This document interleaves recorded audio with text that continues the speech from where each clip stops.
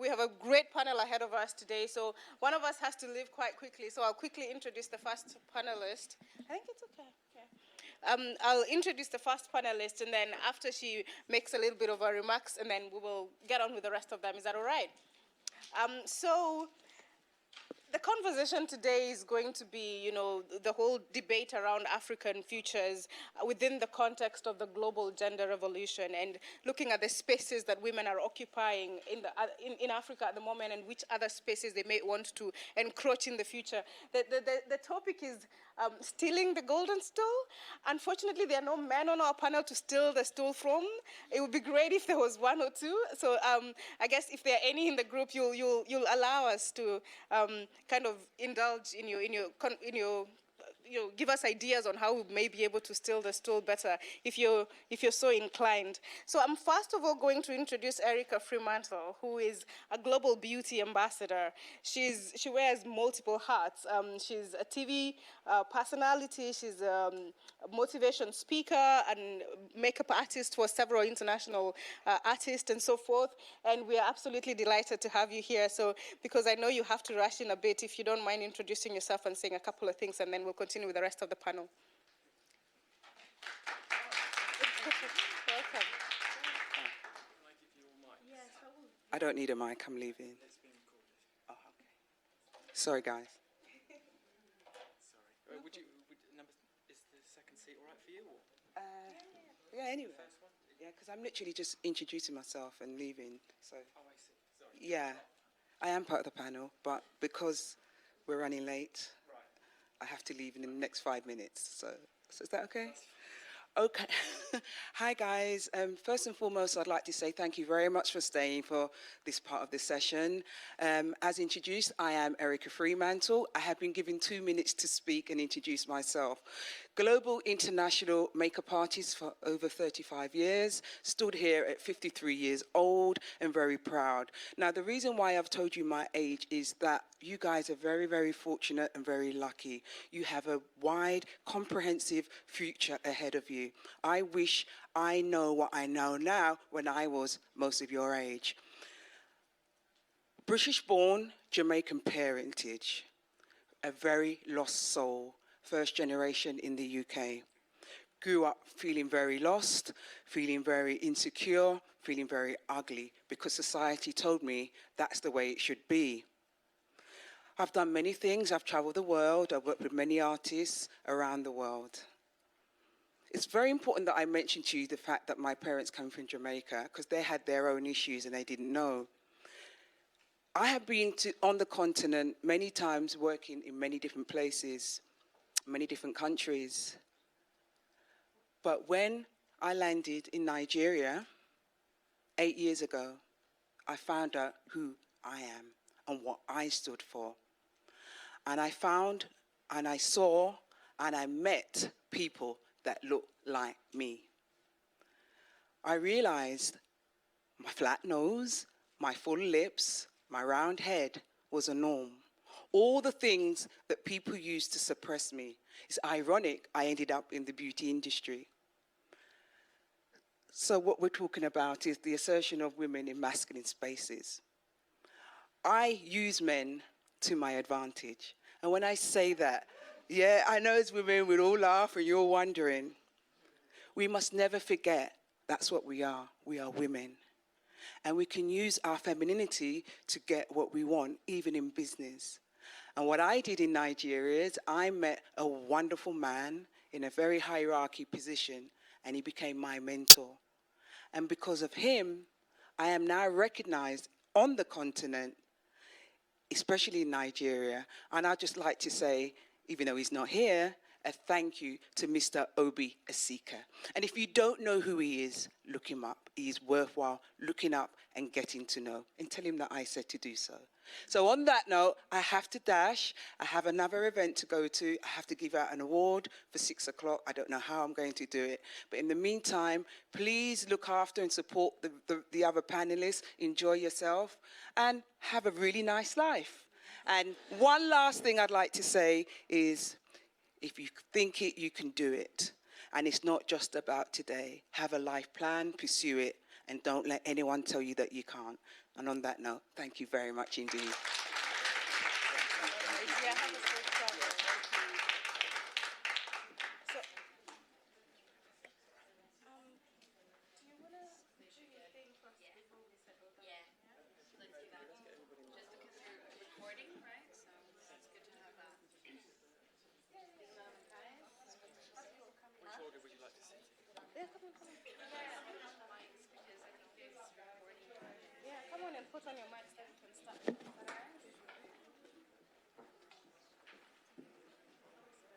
the end, okay. Sorry, please take Okay, thank you very much. Should I sit over there? Okay, thanks. Can we put that just on the top of your top there? Because in the centre works great. Just on your top, otherwise it sends that. Just in the centre. Thank you very much. Thank you. And just make sure it stays green, basically.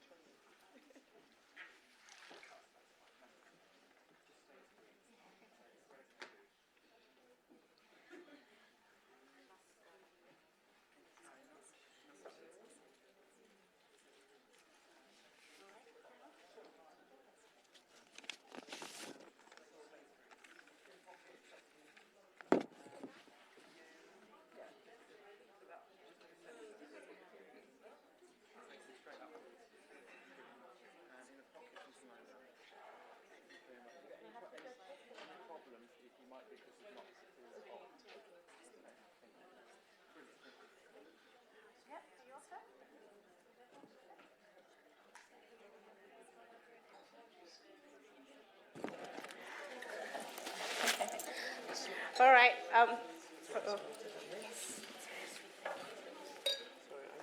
So I'm going to make a couple of kind of introductory remarks and just a little bit information to set the ground for the conversations we're going to have, and then I will introduce the very phenomenal panel that we have over here, and they will share their insights as well, and then we'll open the space, and you're free to give your contributions. Right?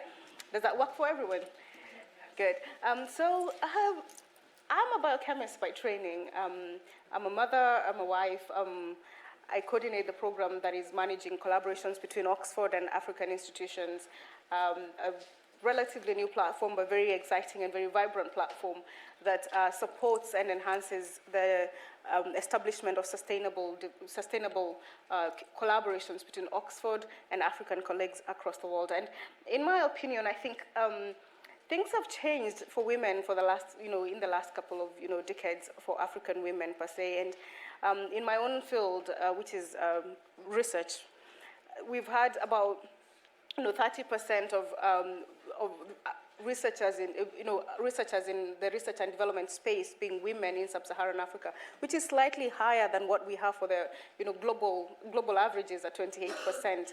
And we've seen a similar kind of increase in women in African women in legislature. 24 countries in Africa are actually ranking higher than France and the UK with regards to representation of women in the parliaments. 15 of them are ranking higher than the US. And so it's not as dire, it's not as horrible as people would want us to believe. But this is not all. This is not the whole story, In my experience, it's not been enough for the women to break barriers, because at every step that you go, you have to justify your presence in these spaces. You have to justify why you're there, what you're doing there, and this takes off a lot of time and energy when you could be focusing on growing your projects. And I think as we move forward, as we rethink the future for Africa, it will be important to think about the structural issues that are still making women lay behind, Well, a couple of things that I can think of in my own field of research, which is academic research, is agricultural research. So we have a majority of the people involved in agriculture being women. 2/3 of African women are involved in agriculture. 90% of the food produced in Africa is produced by women, but there's only 1 in 4 agricultural researchers that are women. So how is it that we have a big pool of very informed people, yet they are not the ones making the decisions that affect their everyday livelihood, right? And then we had a panel about public health today, and we talked about maternal health and women suffering from, completely avoidable deaths during childbirth and during childcare and so forth. And these are areas where women have an opportunity to change the story. They have the opportunity of being both the researcher and the researched. They bring a nuanced conversation about what kind of interventions will work better in what kinds of settings. Yet we don't have as many, obs and gyne that are African women. Many of these conversations are being held, research is being done on African women, women of African ancestry in the US, in the UK, and so forth. And we do have a huge pool of African women going through this process every year. And these are, research people that we can actually study and be able to, prevent several deaths, unnecessary deaths for African women. There are so many other areas that are not prescribed as masculine spaces, domestic violence, the conditions of women's lives. And these are all areas where we can be involved in research. As we think about opening the spaces in tech, in aerospace engineering, and so forth, how well have we taken advantage of the places where we are already excelling and making the best out of those opportunities, and also being involved in, making the decisions in the places where we are the highest stakeholders. So that's kind of the background that I want us to be thinking about while we start the conversations around taking back the golden stool and asserting women values in masculine spaces. And I think putting all things in context, there is progress. There's a lot that is being done, but there's still a long way to go, and there's still a lot of things that we can be involved in. As we open up more spaces for women to get engaged, we can also do better in the spaces where we already have a higher representation, and not only be the consumers of knowledge, but also the producers of knowledge in terms of being involved with research and being involved in the decision-making processes, especially of the things that affect us the most, right? And so with that being said, we have a panel that is absolutely brilliant that will tell us about the way that they've been shaking the grounds in the different places where they're involved. If you indulge me, I'll introduce the people that we have on the panel today. We'll hear a lot about the places that they've been working. And I'll start from the very far end there, if you allow me to put up. So Dumile Dlamini, if you were in the gala dinner yesterday, you saw some of the best creations we've seen in fashion, and that's the work of Dumile Dlamini. She's a co-founder of and the design director of Lihia Inc.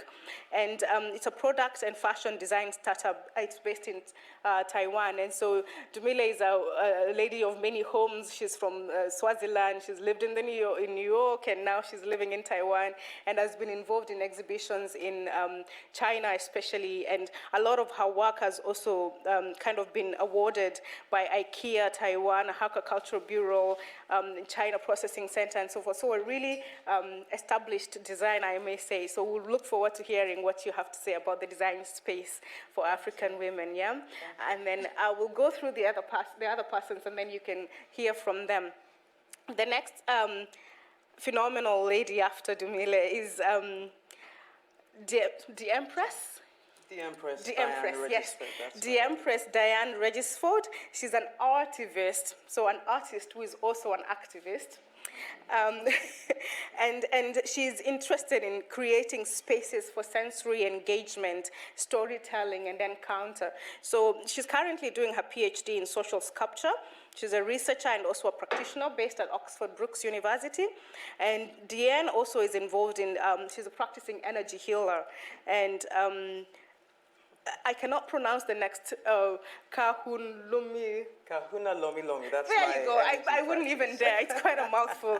And besides that, her work is also founded basically on the principles of African feminism and African feminist perspectives on gender, sexuality, and sensuality. Absolutely a pleasure to have you here. And we look forward to sharing a lot more about your work.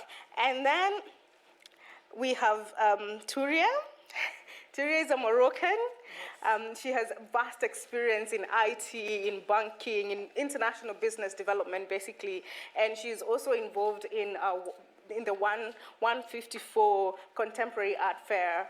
It's a leading art fair based in London and as well in New York. Yes. Yes, and she's also involved, besides being, multifaceted in her career, she's also involved in running an exhibition for her father, who's also an artist. So we look forward to hearing about you juggling all these balls in the air. So if you want to take it off, Ms. Dlamini. Thank you so much. I appreciate you calling me Ms. Dlamini. It sounds so beautiful, especially in a foreign country. I prepared something.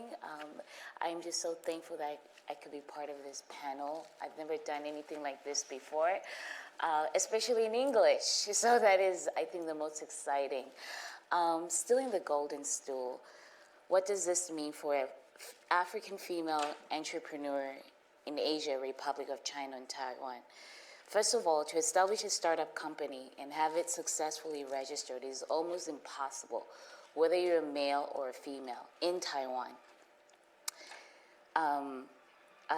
The regulations for startups in Taiwan require a heavy sum of capital, logistics, and tax records that I do not have. In Taiwan, for a young woman like me, in order to register your company and to have it fully operate to the standard that we have, people think my father is a dictator of some African country. Or I am married to an old, rich Taiwanese man. Or I am actually married to a disabled Taiwanese man who needs a foreign bride to help take care of him in exchange of an ID card. However, I'm none of those. Yeah, but I'm forever thankful that my story as an African breaks that framework for many women in Asia. Not just African women, but I think Vietnamese women, Filipino, and Indonesian women who go through a lot to run a business in Asia, especially if they come from third world countries or developing countries. As a young child in the Kingdom of Swaziland, I grew up in a home that cultivated secure masculinity for a girl. I was encouraged by princes and male diplomats my father worked with. As a child, I was never shunned or excluded from the governance of my country. In the early stages of my career, I worked as an investment liaison. Speaking Mandarin was a breakthrough language that allowed me to advise heads of states concerning investment opportunities in Asia and Africa for bilateral, to build strong bilateral relations. And this all happened without being identified as one of the king's 16 wives, right? I'm just a girl, right? I'm not married to the king. Yeah, so I believe the heart of how we break the framework as women in entrepreneurship is when the opportunity avails, are we going to be teachable? Are we patient with ourselves? Do we at any point compromise our sexual purity to achieve our own personal goals? I believe that our fathers and brothers and mothers and sisters that want to avail their time, prayers, finances, want to see us seated but not stealing the golden stools. I believe the great example is that of Christ Jesus, who in his Trinitarian being depicts a passion to protect women entrepreneurs. In the Bible, wisdom is personified as a woman, right? Especially in Proverbs, right? Christianity has led a way in giving women a platform to break the frameworks in masculine spaces. It is important that we do not fear masculine spaces in not just African leadership, but Africa has become an example in the global world that we Africans can raise women to not sit on stools, but to be part of boardrooms everywhere in our economic world. So for me, this has been such a journey of just learning that I'm neither female or woman, but I think as a woman, you can make such a difference in just your simple beauty. My first job mostly were all old Asian men, and I was very intimidated by that. But they're the ones who mentored me. Actually, the textile industry is run by men. Honestly, it's run by men. And women are in sales, but the innovation and the technology is all done by men. And all those men are gentle men. Some of them are very mean. They will say mean, racist things, and then they'll say, we we're not talking to you. You're one of us. But I said, that is a mean thing to say, right? But for them, you have become family. And I think in that type of scenario, you just learn to be patient, to be teachable, to be available, and to also remember your values, that not everyone can talk to you a certain way, the way they're used to. Yeah. All right, fantastic. Thanks a lot. Could we hear a little bit about D-Empress? Thank you. Good afternoon, everyone. So we're here talking about stealing the golden stool. So as we do that, I'd like to just ask us to pause momentarily. So it's been a long day of lots of debates and discussions. I know what these conferences are like. And I'm inviting you to just close your eyes for a moment and remember what I call a matriarch. A grandmother, perhaps. We have Mam Graça Machel speaking and giving a keynote later. She's a matriarch in so many ways, for so many people. And just remember what this relationship feels like. Who are the matriarchs in your life? Who are the matriarchs that surround us in the media we consume, perhaps? Do we recognize them as women? I'm talking about elders. Those that are paving the way, have paved the way, maybe they're no longer with us. Just bring them into the room momentarily. Thank you. Thank you. You may open your eyes. The reason why I asked us to do that is because my training, my initiation, was via grandmothers who were not necessarily recognized by any formal association. Or they were aunties that were in communities that when a couple or a family has a girl child that's about to pass into adolescence, perhaps, they say, it's time for her to go to the aunties, yes? And be trained in this thing called femininity. And from the minute we're putting waist bead on a 2-year-old girl child's waist and hips, so that she becomes aware when she's moving of her femininity. That's the cultivation of what I call feminine fire. So I call myself a feminine fire priestess, a feminine fire mentor, coach, whichever word works for you. But I'm here to say that when I sat at the knee of the matriarch, West Africa, Central, East, Southern Africa, over 10 years, no matter where they came from, and often they were grandmothers with no particular title, but they were revered. And they would sit and say, my child, may I just borrow your knee? Oh, yes. It's available. My child, thank you for remembering us.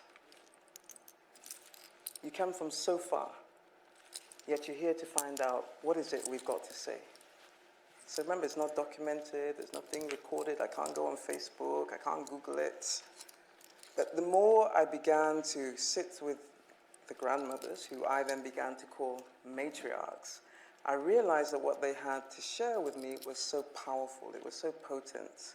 Here I am, living this transnational life, based in South Africa at the time. I'm now currently based in Oxford, as you shared earlier. But moving between spaces, the Caribbean, the US, here, Europe, and various parts of Africa. And I would sit in spaces with other women, professional women, corporate women, artists. I identify as an artist, as a healer. And we'd be talking about everyday things, husband issues, boyfriend things, women in the corporate world. And I'd offer a perspective, and they'd look at me and say, oh, where did you get that from? And I hadn't even connected the dots, but then I realized it was that woman, that grandma in Ethiopia, that told me about the ankle and how the ankle was one of the most sensual parts of a woman. They told us secrets. It's like this secret society that exists. And at some point, I began to understand that my role was to bring this knowledge, this information forward. So I want to just share with you a couple of perspectives. One of the first things that universally they told me was that, daughters, you are asking the wrong question, okay? The question of asserting yourself as a woman in a masculine space is going to lead you down a path which is going to be very rocky and not necessarily probably what you really want to understand or shift or change. It creates a polemic, yes? They're saying, you have your own stool, sit on it. This morning when I was posting about the fact that I'm coming to share on this panel, I actually posted a picture of an Ashanti, an ancient Ashanti Queen Mother stool. And my experience of women who sit in their power is that they're not trying to usurp any man off their stool. Everything that has been said notwithstanding, not for a minute am I proposing that we don't need to consider gender equality. I'm not proposing that at all. But in my work, it's about going internally. It's about coming back to ourselves as women and recognizing that what these African matriarchs taught me, and that I have since then been able to share with so many, in so many different spaces, in so many different ways, has been this word empowerment, which I do find a bit difficult, I have to say, but often because it's used in a way that development agencies might say, oh, we need to empower women, we need to give them voice, etc. They say, come back to yourself and really think about this question. So I'd like to just put that out there. What is the question we're really asking?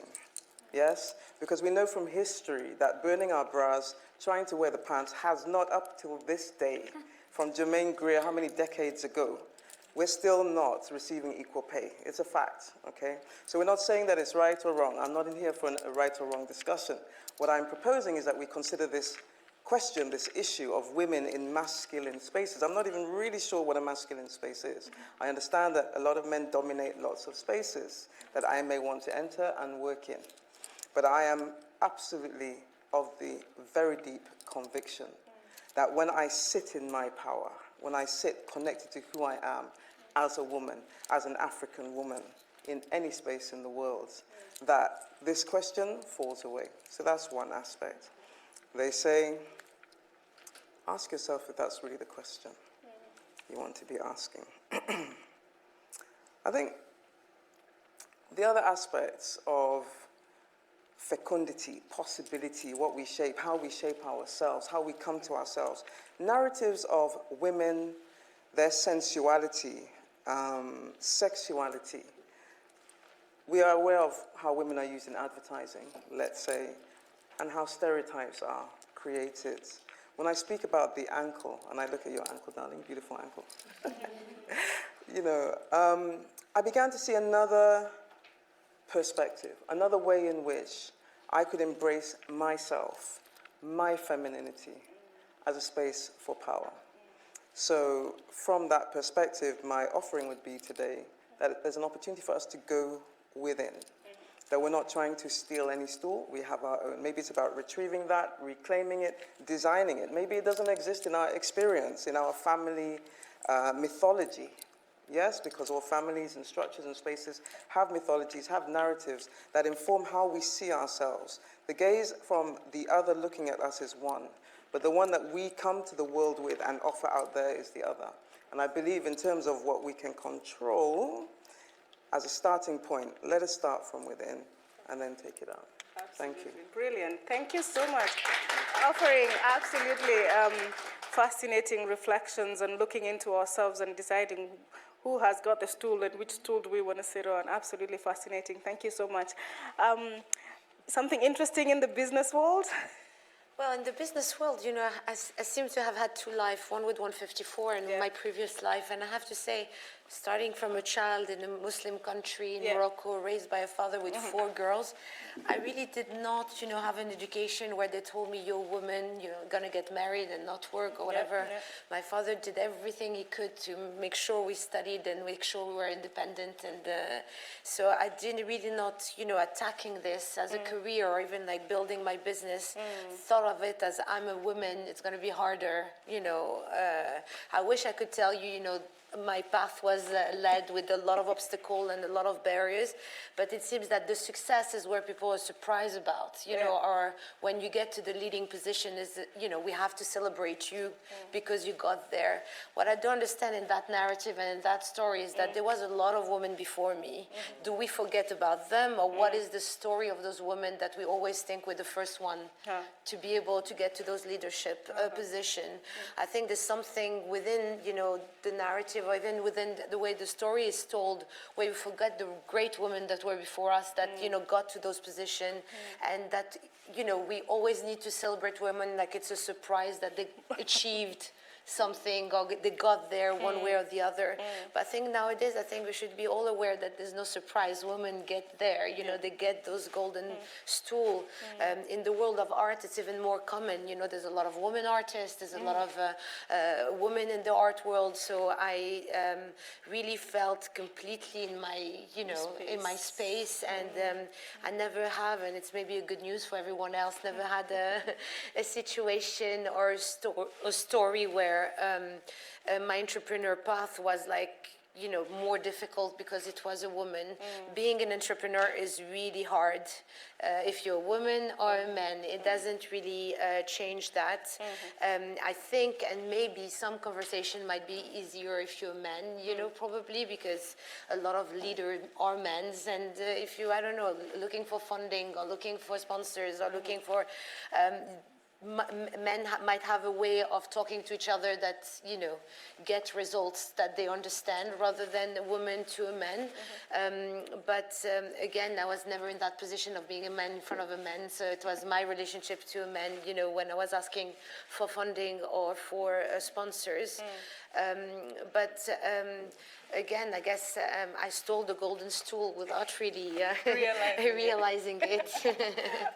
Lovely. So very interesting perspectives from people who are in their space and feel like they don't need to, you know, assert themselves, as it were, in the arts and in the field that you've been involved in. I guess my kind of few thoughts that we can be bouncing around as we open the space for questions and comments and so forth would be, how has it been in your different experiences being able to articulate your interest, especially when they do not fall within, you know, the expectations of especially the people who are powerful in your space at that particular time. I'm talking about this from an academic and a research point of view, that sometimes you're very strong in your convictions and so forth, but you're operating in a system where, one, it's a surprise that you're actually there, so you're expected to toe to the line in a way, and because of that, we teach our women to be respectful, you know, don't challenge, don't you know, talk back and so forth. So how has it been challenging the space, in the spaces that you are, and you know, creating a road for yourself in a place where maybe the powerful are not exactly in your gender, except for places where, like you said, in art and so forth, you don't really feel it as such. So in places where you felt that you're kind of standing out, how has it been challenging the systems in a space like that? And as we think about that, maybe we can open up and have a couple of questions and so forth, and then they can respond. How many? 3? Okay, 3. All right, there's one at the back there, and good, that's it. Hi, hello. My name is Busola. My question is for the priestess. Is she a priestess? The lady in braids. Hi. Greetings. So I've spoken to a few people, normal conversations I have with friends of the opposite sex, and they keep saying things along the lines of, or ladies of today's generation, if they were like our mothers, that statement keeps coming around and it keeps ringing over and over again. So what do you think is the difference between today's women, our generation of women, and our mothers? And I grew up in a household where my mom is quite traditional, and although I have this education and all of it, but the traditional part of me won't go away because of the way I was raised. And I do believe in some things that she has taught me. So I am trying to combine these two identities, and sometimes I find it conflicting to deal with. So what are the differences between our mothers and today's women, and how can we rectify that problem of becoming better versions of our moms? Thank you. Maybe we should take the other one and then we can. Thank you. My name is Kukwa. So I know you didn't choose the topic for the discussion, but I have a problem with like using the analogy of the Golden Stool, because then you're referring to people at like the uppermost classes, royalty, literally, because these are the people that have access to the Golden Stool, or any stools at all, because again, this is in reference to like Akan society. So where is the common woman with no claim to royalty in this imagination, especially when you talk about claiming your own stool, because it is true that women have their own stool in this Akan imagination of royalty. But this is a stool that they hold, they just use to decide which man becomes the king. So it is a matrilineal. People are always happy and they're like, oh my God, I can't say feminist because it's matrilineal. But it's matrilineal in that the men on the woman's side are the people who inherit, not that the woman inherits. So again, with this two analogy and things, which I know is not your fault, where's the common woman in this? Very interesting questions. Do you want to start with? Maybe I'll start with the last question first. Thank you for your question. Where does the common woman sit? The everyday woman, I would say. I mentioned earlier on when I was speaking, these are grandmothers who, in fact, I'm going to wrap both questions together. These are grandmothers who have no official title. They're known as the aunties, the elders, those in the village that we go to, those in the urban space who maybe have created a package around what they offer, maybe they're waist bead traders, and we'll have these conversations, or they're doing the perfumes, or however it works. They're all around us. Where do they sit in this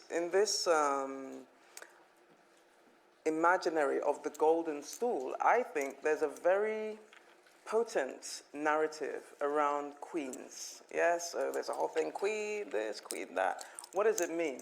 If we're looking at royalty and established ideas of, hierarchies, and, we've got a Swaziland, very interesting example. We're sitting right here next to us. You mentioned the princesses and the wives, etc. I feel that it's for us to claim it. It's for us to, if we believe a queen is what we're looking for, it's not necessarily about a class issue or me saying I'm better than you. It's about actually, can we come to a deeper sense of our own greatness? So when I look at where is the everyday woman in this, she's all around us. She's all around us in this room. She's in my family and those that came before me. Now, I think the question in terms of what's the difference between our mothers and what experiences we have today, or what can we pull through? My work is always defined by, one, recognizing that I decided a long time ago, when I just had this absolute privilege to be literally, it was like downloads everywhere I go. I didn't even know at the beginning what was happening, because I didn't go out saying, oh, let me research this, like David Attenborough or whoever. I didn't identify as a researcher at that time. I was just really moving by spirit. It was a spirit call for me. And at some point, the information became very heavy, because I would call women together, and we would have ceremonies when we welcome you, and we'd literally just wash your hands with rose-scented water, and women would just break down. And I'd be like, oh, luckily, I had the wisdom and the guidance to always be flanked by matriarchs with me. So recognizing the intergenerational path, and that their experience can never be what ours is, but there's some things that you can pull through. So they're threads. I see it almost like a tapestry that we're weaving, and there's certain threads that we can pull through.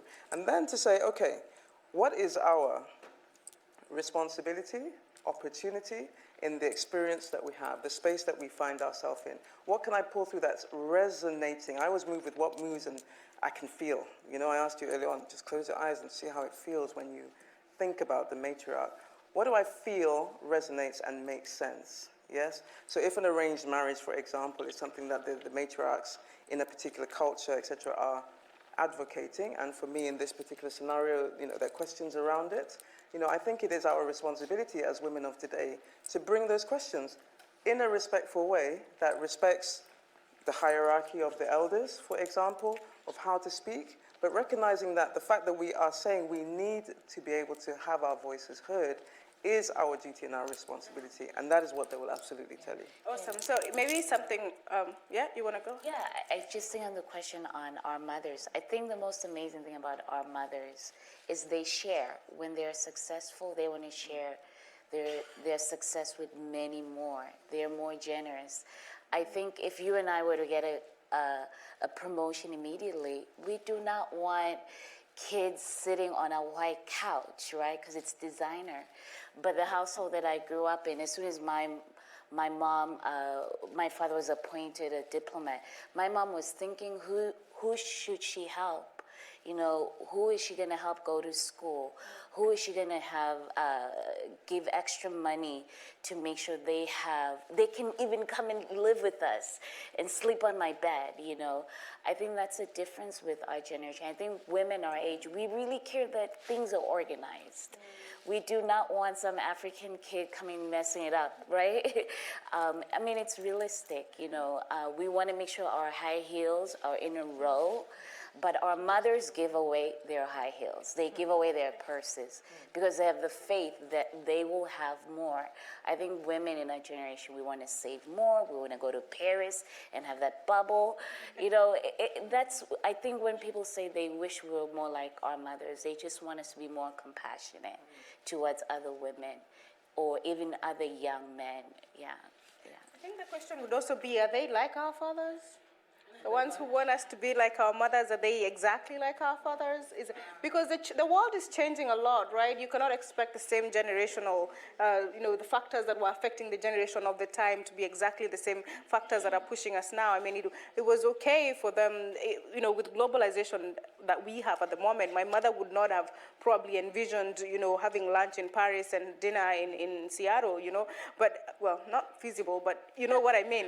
But my generation, I can picture that, right? So should I be penalized for having those kinds of ambitions which are viable in my space at the moment, or would it be okay for them also to accept the fact that they're not exactly where our fathers were in terms of the way they're reasoning and so forth? So I don't know if you would want to put something in about the space of the rural, everyday, local woman in art, in how they're expressed in art, not just as subjects, but also as potential artists and potential business women and so forth, if you've had the experience. Well, I think that in general, the difference when it comes to art for women, it's more about what is set for women rather than for men. So for example, women in Africa, and I'm talking North Africa to South Africa, might have kids very young and be married very young, and might not have the opportunity to go to an artist residency somewhere because no one has arranged to have an artist with kids in the residency. So she might be penalized that way. But I don't think that,